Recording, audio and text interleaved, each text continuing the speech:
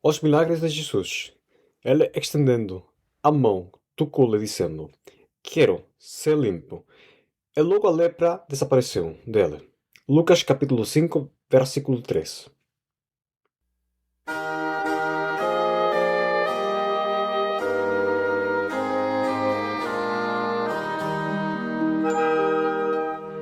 Estimado ouvinte, cordiais saudações. Meu nome é Juan Cepeda e neste áudio eu vou expor os milagres de Jesus, os quais foram feitos nos dias da sua carne, e assim ele cumpriu as profecias do Velho Testamento com a intenção de provar que ele é aquele Messias que havia de vir.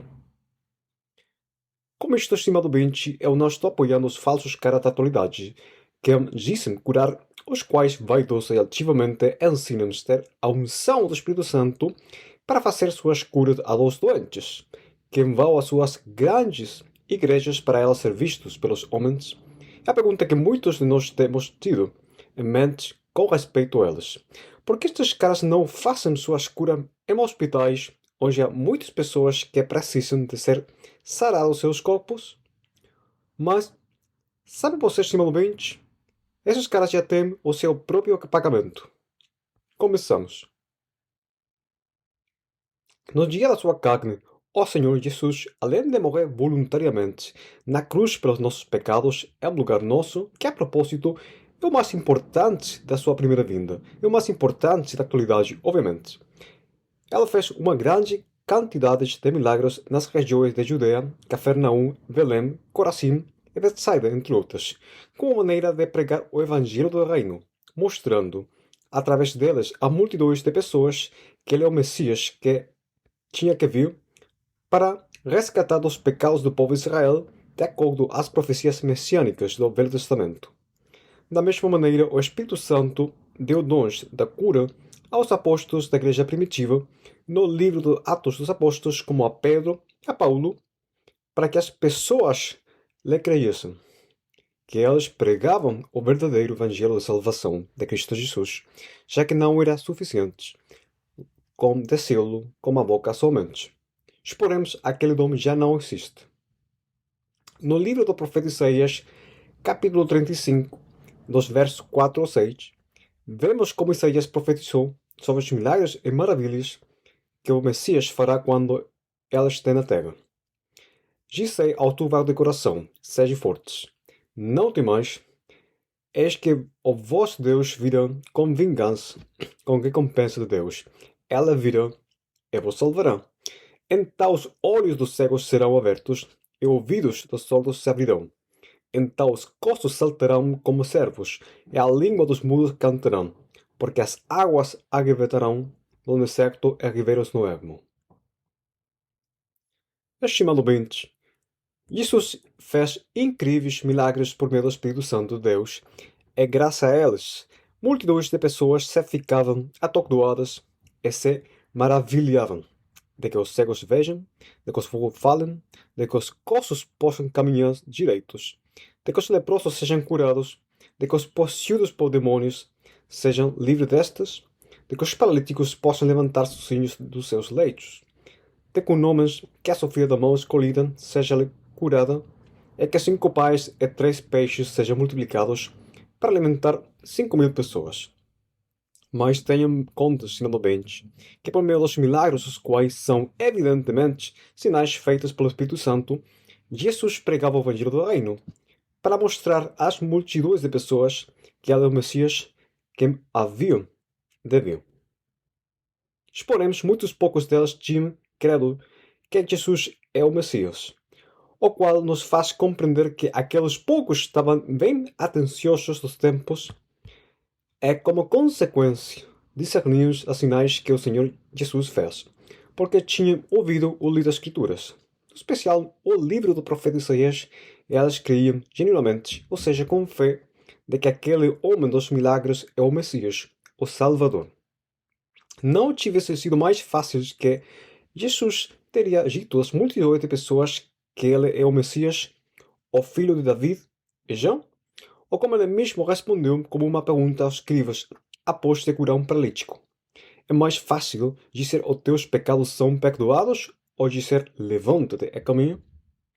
Respondamos com Êxodo capítulo 3 e 4, quando Moisés foi ordenado por Jeová para liberar o povo de Israel baixo o jugo do Egito, os quais estavam carregados, angustiados, sem esperança pela dura servidão. Devia provar ao povo que ele era o enviado de Jeová para trazer a liberação do pesado jugo de Faraó. E para que elas criem Moisés, Jeová lhes mandou que faça 3 sinais ao povo. A primeira sinal de haste que se torna em serpente ao deixá-la cair na terra e se torna novamente na haste ao pegá-la. Moisés. A segunda sinal mostrar ao povo a mão leprosa de Moisés, a qual, ao colocar a sua mão limpa no seu seio, ao tirá-la, esta vai sair leprosa e vai curar a lepra, ao colocá-la novamente no seu seio. E a terça sinal, as águas dos ribeiros que derramadas na terra se fazem sangue, todas quais feitas por meio do poder de Deus. Eu reitero, com a intenção de mostrar a Israel que Moisés é o enviado de Jeová, o enviado de Eu Sou, o Deus de Abraão, o Deus de Isaac e Deus de Jacó. Seguindo com o Éxodo no capítulo 7, quando Moisés, representando o Espírito Santo, e Arão, representando o profeta de Moisés, foram até onde o mesmo Faraó, a autoridade máxima terrenal da época, ele exigiram por parte de Deus que livre a Israel do seu jugo. Do contrário, Jeová Deus fará maravilhas e sinais no Egito, obviamente em conta dos egípcios, para que eles saibam que é o Deus de Israel, e para que os povos saibam que é Jeová, o Deus deles. E desta maneira, o coração de Faraó foi endurecido por Deus, com a intenção de não deixar ir ao povo facilmente para servir a Jeová Deus no deserto. É para que ele mostre aqueles sinais e milagres e saibam bem quem é Jeová Deus. Estes sinais foram o haste de Arão, a praga da sangue, a praga da raiz, a praga dos piolhos, a praga das moscas, a praga das trevas, a morte dos primogênitos do Egito, é como não esquecer o milagre do Mar Vermelho, onde Jeová Deus abriu as águas para que o povo de Israel passe através, escapando dos cimes de Faraó e do seu exército, que estavam dispostos a matar o povo, é para que este último saiba muito bem quem é Jeová Deus, o Deus deles. Igualmente, estimado ouvinte, Jesus fez milagres da cura para as multidões de pessoas que saibam que ele é o Messias, o enviado de Deus, para redimir os pecados dos judeus e também dos gentios, devido a que eles estavam afanosos que o Messias se apresente, finalmente, que salve dos seus pecados. Nos evangelhos vemos alguns dos milagres que Jesus fez, onde as multidões estavam maravilhadas pelas incríveis coisas que Jesus fez, os quais jamais elas tinham visto algo assim antes. Quanta grande quantidade de pessoas seguiam a Jesus. Um leproso vinha aos seus pés para que ele cure da lepra, porque ela sabia que Jesus podia curar, e disse-lhe: Senhor, se você quer, pode me limpar. E Jesus, estendendo a sua mão a ele, disse a ela: Eu quero ser limpo. E a sua lepra se foi ao instante. E as muitas pessoas que estavam aí foram testemunhas de tudo isto. Mas a pergunta: houve alguns deles que tinham credo que Jesus é o Messias, ou só eles reconheceram-no como um homem que fez milagres e nada mais? Jesus foi até Cafarnaum, onde apareceu-se-lhe um centurião, e ele rogava a ele, dizendo: Senhor, meu criado jaz em casa, paralítico e violentamente atormentado. O Senhor respondeu: Eu irei, e lhe darei saúde. E, em sinal de reverência e sabendo a sua condição diante de Jesus, o centurião lhe disse: Senhor, não sou digno de que entres debaixo do meu telhado. É dizer, estimado ouvinte, aquele centurião era indigno, de acordo com as suas próprias palavras, de ter a Jesus na sua casa, uma clara sinal de um coração arrependido. Ele disse: Mas disse somente uma palavra, o meu criado há de curar, porque também eu sou homem sujeito à autoridade. Eu tenho soldados sob o meu poder. E digo a este: vai, e ele vai. E a outro: vem, e ele vem. E a outro meu servo: faça isto, e ele o faz.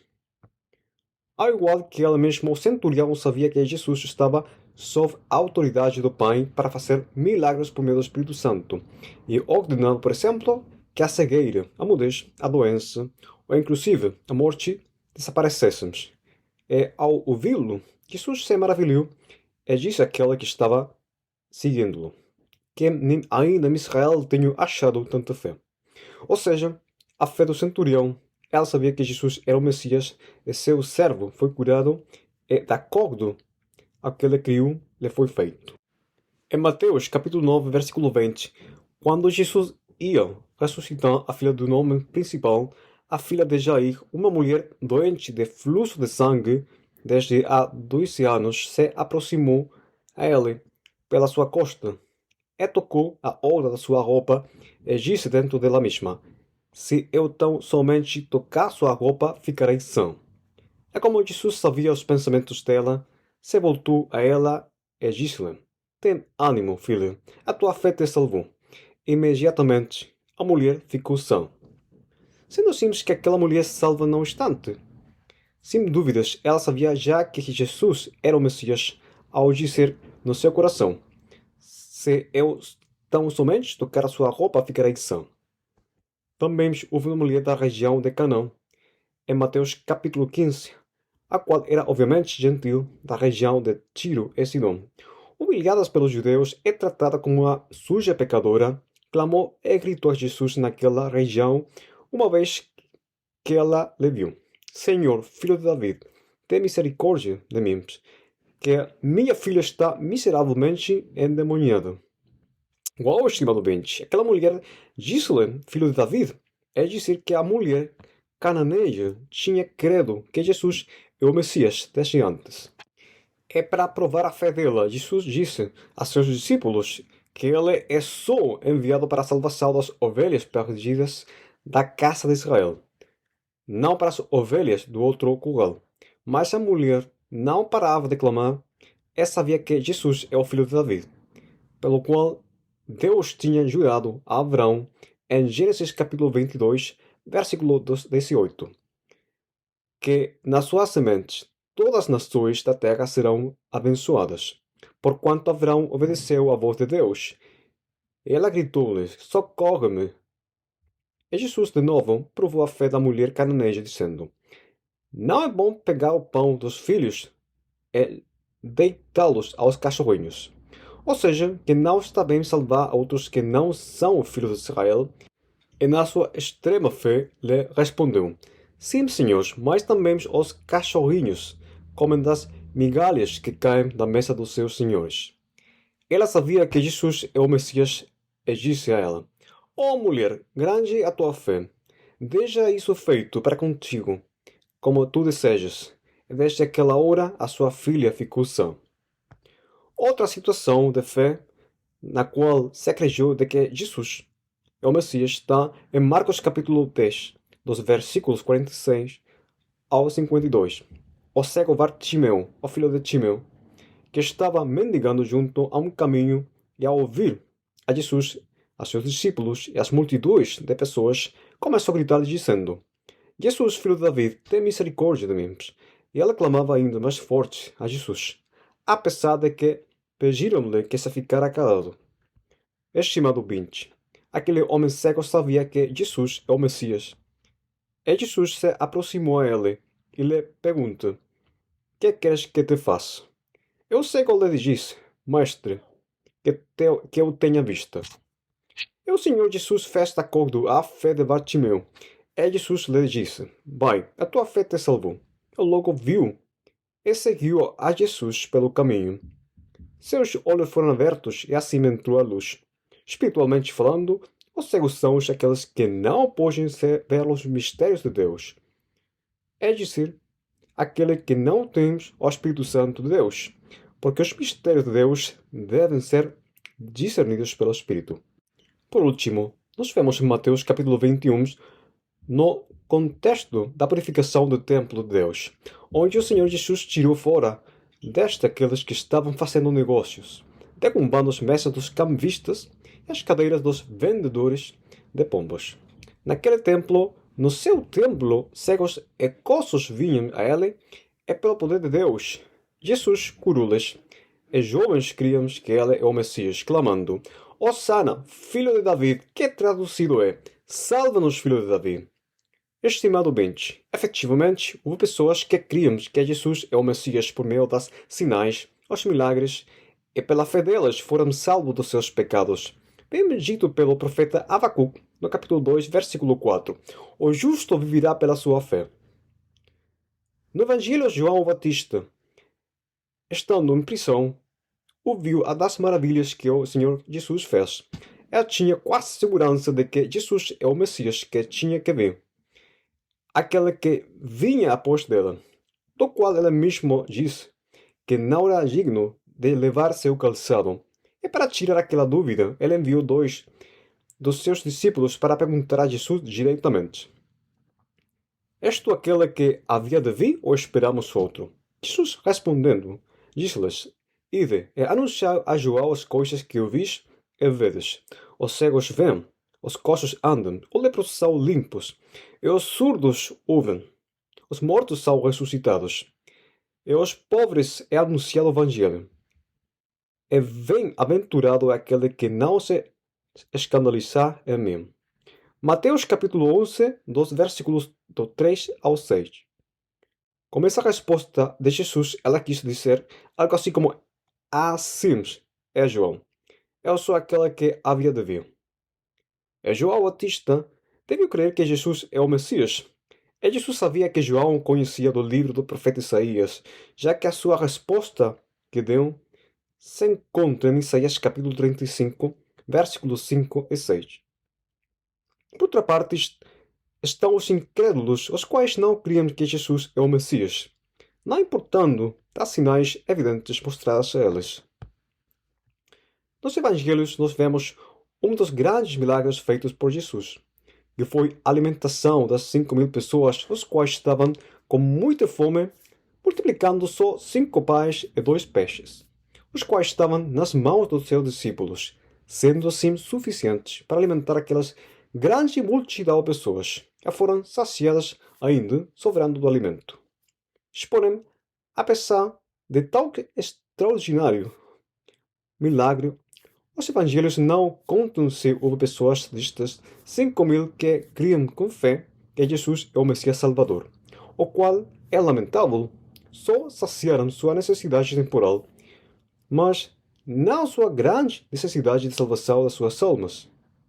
Agora, nós vemos nos evangelhos de Mateus e Lucas respeito aos ais das cidades não arrependidas, cujas populações não haviam se arrependido, apesar de que naquelas cidades Jesus fez a maior parte dos seus milagres, e ela diz: Ai de ti, Corazim, ai de ti, Betsaida, porque se em Tiro e em Sidão fossem feitos os prodígios que em vós se fizeram, há muitos que se teriam arrependido, com saco e com cinza. Igualmente para Sodoma e Gomorra, se os prodígios e milagres fossem feitos nelas, há muito tempo elas se haverão arrependido. Portanto, o seu castigo no julgamento nas cidades não arrependidas será ainda maior. O mesmo será para Cafarnaum, onde muitos milagres foram feitos.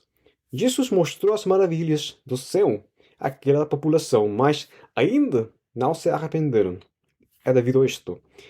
Aquelas cidades erguiu olhos até o céu e até o Hades será abatido. Estimado ouvinte, apesar de que somos muitos poucos os que pregamos o Evangelho de Salvação nas redes sociais, se você constantemente está rejeitando o Evangelho, e se você morre sem o perdão dos seus pecados, tenha segurança que seu castigo eterno será muito maior em comparação daqueles que morreram nas mesmas condições que você, mas não ouviram o Evangelho. Por outra parte, os escribas e fariseus, que se vangloriavam de ser conhecedores da lei e de ser filhos de Abraão, eram cegos e surdos, porque tinham as sinais diante dos seus olhos, e ainda não criam e discutiam como o Senhor Jesus. Estes religiosos hipócritas terão conhecimento das profecias messiânicas? Evidentemente não.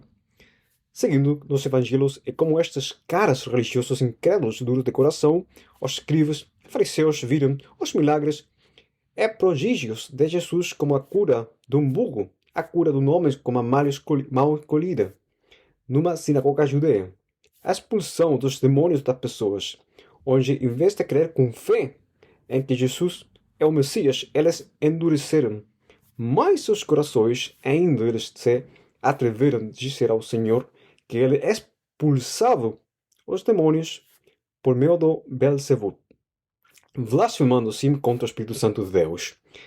E não contente com isto, estes caras malvados e hipócritas pediram mais sinais ao Senhor com a intenção de discutir com ele e tentá-lo.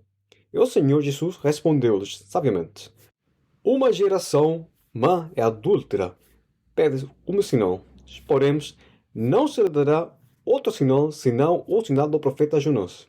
Uau, estimado ouvinte! Se estes religiosos não criam nos sinais que Jesus fez, mostrar-lhes que ele é o Messias, então eles terão que crer quando eles fiquem num lugar escuro, com sede, sem esperança, no inferno. Mas para eles já será muito tarde. Bem se cumpre nelas a cita do Senhor Jesus das profecias de Isaías, no capítulo 6, nos versículos 9 e 10. Ouvis, de fato, e não entendeis. Vedes, em verdade, mas não percebeis. Engorda o coração deste povo. É fácil pesá-los os ouvidos e fechar-lhes os olhos para que eles não o vejam como seus olhos e não ouçam como seus ouvidos, nem entendam com seu coração, nem se converta e seja sarado. Mateus capítulo 13, versículo 14 e 15. Estimado ouvinte ateu existencialista, você que crê na má ciência e na evolução das espécies, você que pede sinais para crer na existência de Deus, eu digo-lhe que os sinais estão diante de você. Diante de você está a criação, como diz a Epístola aos Romanos capítulo 1, versículo 20. Porque as suas coisas invisíveis desta criação do mundo, tanto o seu eterno poder como a sua divindade, se entendem e claramente se vêem pelas coisas que estão criadas, para que elas fiquem inexcusáveis. Além, estimado ateu, você tem a consciência. Você é criação de Deus. Ele colocou a sua lei no seu coração. Portanto, você não pode escapar de Deus. Estimado ateu, se você continua negando a existência de Deus, e sobretudo se nega a crer no Evangelho de salvação, apesar das sinais visíveis, então você terá outro sinal, a sinal do profeta Jonás, para que você creia. Mas, para então será tarde, porque esse sinal será mostrado-lhe quando está na condenação eterna no inferno, e a sua alma seja lançada pelos séculos dos séculos no lago do fogo, no julgamento ante o grande trono branco. E tenha por segurança que será um crente pela eternidade. Estimado ateu, evita aquela segunda sinal. Por favor, escolha a primeira sinal, a qual salvará sua alma, o evangelho a respeito do qual Cristo morreu pelos nossos pecados, segundo as Escrituras, que foi sepultado e que ressuscitou ao dia terceiro pelo Pai, segundo as Escrituras. Estimado ouvinte, se você diz ser cristão, diz ter aceitado Jesus no seu coração, que a propósito, isso não é o Evangelho, é diz segui-lo, deixe que eu diga para você que multidões de pessoas seguiram Jesus pelos seus milagres e se ficavam maravilhadas, mas a maioria deles não criam que ele é o Messias Salvador e terminaram pedindo a Pilato para sua crucifixão, apesar de não ter encontrado nenhuma razão para declará-lo culpável. Você, estimado ouvinte cristão, que coisas você procura de Deus? Você procura dele sanação emocional? Uma saúde inquebrantável? Prosperidade, já seja financeira ou familiar? Bem foi feito pelo Senhor Jesus em João capítulo 6, versículo 27. Na verdade, eu vos digo que me buscais não pelas sinais que vistes, mas porque comestes do pão e vos saciastes. Estimado cristão, você é um nascido de novo? Está o Espírito Santo morando em você? por ter se arrependido e crido no Evangelho? Examine-se a você mesmo se está na fé, estimado ouvinte cristão. É um mandamento dos apóstolos. E lembra-se que alarga a porta, espaçoso o caminho que conduz à perdição. E multidões de pessoas entram por meio dela. Como diz Mateus capítulo 7. E para continuar, muitos que se dizem cristãos dirão ao Senhor no dia do julgamento: Senhor, Senhor, não profetizamos em teu nome? Em teu nome expulsamos demônios e não realizamos muitos milagres? E o Senhor lhes dirá claramente: Afastem-se de mim, você que praticam o mal. Nunca les conheci. Estimado bem cristão, é você como aqueles que creram que Jesus é o Messias Salvador, como o cego Bartimeu fez, o centurião, ou como a mulher do fluxo de sangue? Ou talvez você é daquela multidão que dizem seguir a Jesus pelos seus milagres, mas que não tinham crido que ele morreu pelos pecados de você na cruz? É por último, para aqueles caras de hoje que dizem curar doenças, lembram-se que o diabo e seus anjos também são capazes de fazer falsos milagres e sinais para enganar, embora os mesmos verdadeiros de Faraó no livro de Êxodos podiam fazer semelhantes milagres que Arão fez. Por exemplo, o haste que se tornava em serpente, o água do ribeiro que se tornava sangue. Porém, aqueles verdadeiros lo fizeram por meio do poder das trevas. Portanto, aquelas pessoas que vão às suas grandes igrejas não procuram o perdão de seus pecados, senão que a satisfazer as suas necessidades terrenais temporais e a sua carnalidade. Estimado ouvinte, não deixe fora, por favor, os sinais que estão à vista dos seus olhos e os seus ouvidos. Deus tem colocado em você consciência. E você sabe que no mais profundo do seu coração que você é mau, que sua existência é eterna. Não ignore esta mensagem de salvação. Arrependa-se. Reconheça que você é pecador, que tem transgredido a lei moral de Deus. E devido a isto, você está condenado a ficar uma eternidade no lago de fogo. E creia que o Senhor Jesus, na cruz, morreu pelos seus pecados. O Senhor vai declarar a você inocente das ordenanças na sua contra, pela fé do Evangelho.